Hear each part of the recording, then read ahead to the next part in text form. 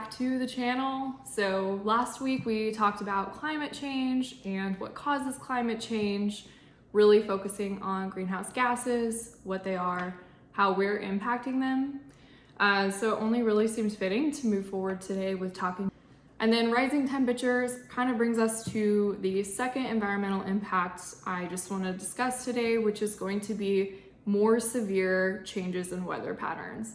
And this can be ultimately any weather pattern we expect to kind of get more severe. So droughts, we're already seeing more droughts, more intense droughts, longer periods of drought, which in turn are fueling more things like wildfires.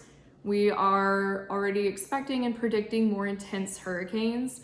So hurricanes are formed from heat energy and that warm, moist air rising from the oceans. So as that only continues to get warmer and warmer, as oceans become warmer, we also expect those to become more intense, as well as flooding events and such. So ultimately, all these weather patterns are expected to get more severe. And again, that NASA website kind of breaks down, at least in the United States, how each region is currently being impacted, as well as how it's expected to be impacted. So that's another really cool thing to go check out and see how your region of the United States, if that's where you live, is currently being affected. And again, this is something that's really important in terms of agriculture production, as well as the availability of easily accessible fresh water. So again, these are all things that are really important for us to understand and can have really real effects on us as well. And then the third thing I want to mention is ocean warming and what we call acidification. So the oceans are actually absorbing a lot of the extra greenhouse gases, especially carbon dioxide, that are being released into our atmosphere. Now, when that happens, it actually makes the oceans more acidic in turn. So it reduces what we call carbonate ions in the oceans.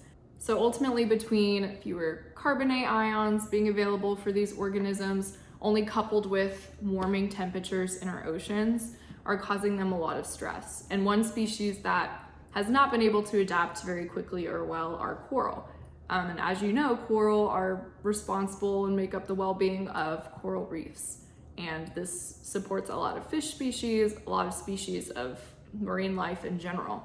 So there's actually a lot of concern, and a lot of scientists predict that they actually will not be around much longer. We're already seeing these really large-scale events where these coral reefs are dying out. And another impact of this is as we see warming oceanic temperatures, this causes a lot of algae blooms, and oftentimes a lot of the algae blooms are actually toxic. So this can cause big fish die-offs, as well as can keep people from using beaches recreationally because it can become really dangerous. And then talking about oceans warming brings me to kind of the last couple points I'd like to make today, which includes the sea level also rising. So a lot of the land ice, especially in the Arctic, is currently melting because they're experiencing much warmer temperatures than normal. So because of this, you're adding excess water into our oceans, which in turn is causing sea level to rise, and water also expands when it warms, so that as well is causing sea level rise.